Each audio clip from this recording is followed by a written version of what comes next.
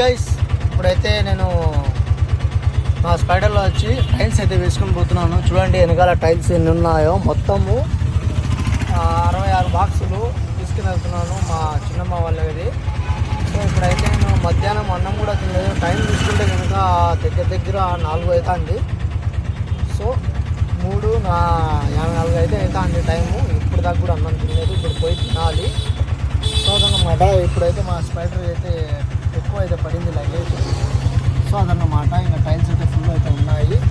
So అందుకోసమని ఇప్పుడు తీసుకెళ్తున్నాను. ఇక్కడ నుంచి మా రైచూటి రవియాల దగ్గర నుంచి తీసుకెళ్తున్నాను. సో బాక్సులు అయితే ఫుల్ నిండిపోయినాయి ఈ పక్క నుంచి ఆ పక్కన దాకా. సో అదన్నమాట కథ.